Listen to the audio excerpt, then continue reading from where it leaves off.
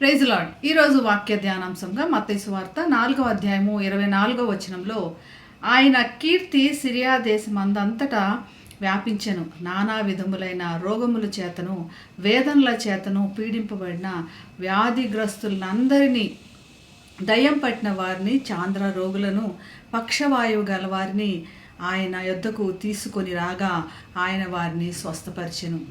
దేశమందంతటా ఆయన సువార్త ప్రకటిస్తున్నాడు. మరియు దేవుని రాజ్యానికి సూచనగా ఆయన వ్యాధులను స్వస్థపరుస్తున్నాడు. అన్ని రకముల స్వస్థత ఆయన అనుగ్రహిస్తున్నట్లు చూస్తున్నాం. శారీరక బాధ, మానసిక బాధ, దయ్యములు పట్టిన వారి దగ్గర నుంచి వారికి కూడా విడుదల, అన్ని రకముల బాధల నుంచి వారికి విడుదల చూపిస్తూ దేవుని రాజ్యంలో ఎలా ఉంటుంది.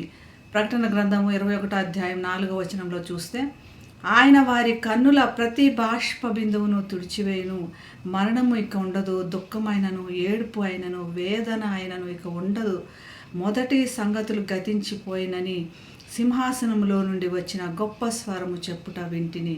ఈ వాక్యము నెరవేర్పుగా అక్కడ ఎలాగైతే వేదన రోదన ఉండదో వీరికి కూడా వేదన రోదన బాధ నుంచి విడుదల ప్రకటిస్తూ వారికి దేవుని రాజ్యము ప్రకటిస్తున్నాడు. దేవుని రాజ్యమును చూపిస్తున్నాడు. ప్రతి ఒక్కరికి దేశమందంతటా ప్రతి ఒక్కరికి, ఏ ఒక్కరిని కూడా మరి వెలివేసినట్లు కానీ తీసివేసినట్లు కానీ అర్హత లేనట్లు కానీ లేకుండా ప్రతి ఒక్కరికి కూడా ఈ యొక్క గొప్ప అనుభవం, గొప్ప ఆధిక్యత ఇవ్వబడింది.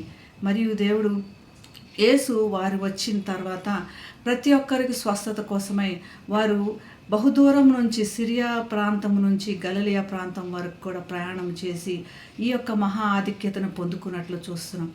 మరి మన దగ్గరికి వచ్చిన దేవుని యొక్క ఆధిక్యత, దేవుని రాజ్యం యొక్క ఆధిక్యత, సంతోషము, కన్నుల బాష్ప బిందువులు ఇక ఎన్నడూ ఉండవు, తుడిచివేస్తాను అన్నటువంటి ఆనందకరమైన వార్త, బాధ ఇక ఉండదు అన్నటువంటి వార్త నీవు నేను కూడా అంగీకరించినప్పుడే అది మన పట్ల సాధ్యమవుతుంది.